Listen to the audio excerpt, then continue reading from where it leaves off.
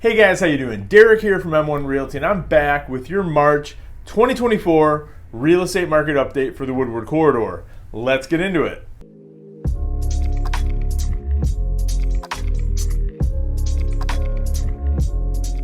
So this market has been kind of all over the place basically since the beginning of the year.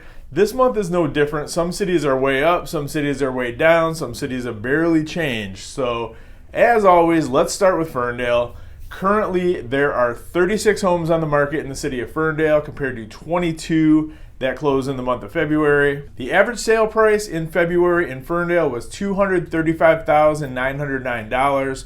That's up 4% versus the month of January, although it's actually down 1.4% versus February of 2023. In February, homes in Ferndale sold for 95.2% of asking price, and they sold in an average of 61 days, which is quite a bit higher than what we've been seeing as far as like average days on market. But that being said, there's still only 1 month of inventory on the market in Ferndale. Moving on to Hazel Park. Currently in Hazel Park, there's 40 homes on the market compared to only 21 that sold in the month of February.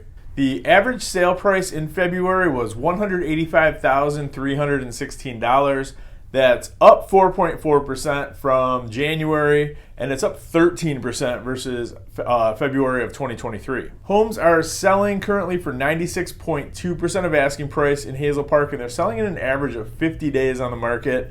And currently there's 1.6 months worth of inventory on the market in Hazel Park. All right, let's talk about Oak Park. Currently there are 32 homes on the market in Oak Park compared to 17 that closed in the month of February. The average sale price for Oak Park in February was $200,423. Now that's down 2.3% from the average sale price in January, although it's up 2.6% versus February of 2023. Homes in Oak Park are currently selling for 95.9% of asking price, and they're selling at an average of 78 days on the market.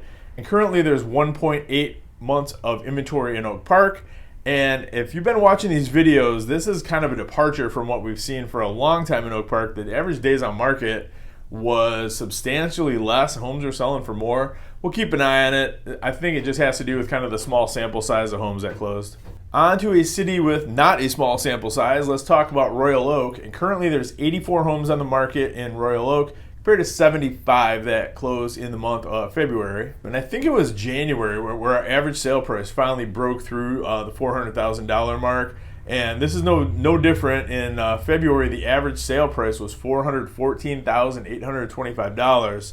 That's up 2.3% versus the month of January, and that's up 13.5% versus February of 2023. Homes in Royal Oak are currently selling for 98.9% of asking price, and on average they're selling in 47 days on the market. Currently there's less than a month of inventory on the market in Royal Oak. There's 0.9 months worth of inventory. And what that means is if nothing else hit the market from today, in a month from now, every house in town will be sold. All right, on to Berkeley. Currently in Berkeley, there are 16 homes for sale compared to only 13 that sold in the month of February. And when your sample size is only 13 homes, you get some crazy fluctuations. In this case, for February, Berkeley fluctuated in the right direction. The average sale price was $407,000. That's up 29.8% versus the month of January, and it's up 11.3% versus February of 2023. And in February in Berkeley, homes sold on average for 100.8% of asking price, and they sold in an average of 56 days on the market. And currently there's 1.2 months worth of inventory on the market in Berkeley. And last but not least, your favorite and mine, that little city with the big heart, Clawson, Michigan. Currently there's 14 homes on the market in Clawson compared to 17 that sold in the month of February. And the average sale price in February in Clawson was $262,200. That's down 14.7% versus January, but it's up 5.9% versus February of 2023. And on average in February, homes sold for 102.7% of asking price, and it only took an average of 27 days on the market to sell. And currently there's 1 month worth of inventory on the market in Clawson. So Derek, what does this all mean? Like, what's going on here? This market doesn't seem to be kind of going straight up like it has for a couple of years. You are absolutely right. Markets love certainty, and there's a lot of uncertainty in our market right now. So, interest rates were trending down, and then they started ticking back up. Now they're just kind of holding steady. I think everybody was kind of hoping a while back that the Fed would reduce their rates, and as of, I think it was today, they decided to hold everything steady. So we're just kind of in a holding pattern. I'm expecting, knock on wood, we'll see a rate reduction from the Fed maybe in May, maybe in April, but probably not. So they're going to hold off for a little while. That's just going to keep interest rates kind of where they're at right now, which doesn't seem to be affecting home sales too badly, but we're not at this crazy clip like we were a while back. Part of it's also the time of year. I mean, we're talking about, homes that sold in February. February is one of the slowest months of the year, and now we're starting to pick right up, and we're seeing inventory kind of increase a little bit. We're definitely higher in inventory than we were a year ago. We're about 12 or 13% higher. So that's just more options for buyers. That's kind of why the days on market has gone up as well to an extent. So it's actually not a horrible time to if you're to get that pre-approval, start looking for homes.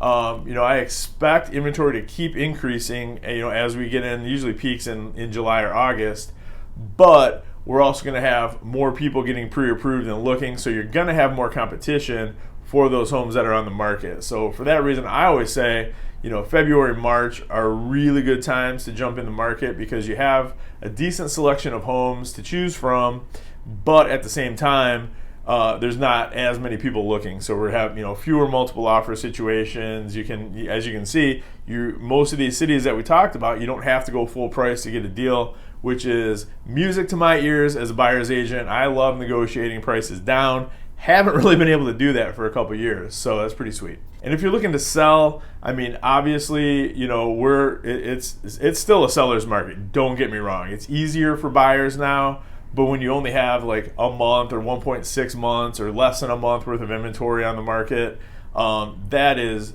all day long a seller's market. So you can still pretty much name your price. I mean, within reason, we see that we're not anything that's priced astronomically is probably going to sit on the market for a while, and you're not going to quite get to full price more than likely. I mean, that's on average you won't. If you have a properly priced home that shows properly, more than likely I would be able to get you full price or higher, but that's obviously on a case-by-case basis. And as always, if there's any cities that I didn't touch on or any numbers that I didn't get to or anything else at all that you want to know, you can always reach out, call or text me anytime.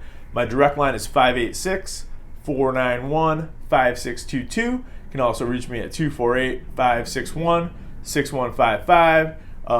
Shoot me an email, dwerenka@m1realty.net, and also on all the social media platforms. So Facebook, Twitter, Instagram, LinkedIn, you name it, I'm on it. Shoot me a message. I'll respond quick. And as always, thank you so much for watching these guys. I really appreciate it.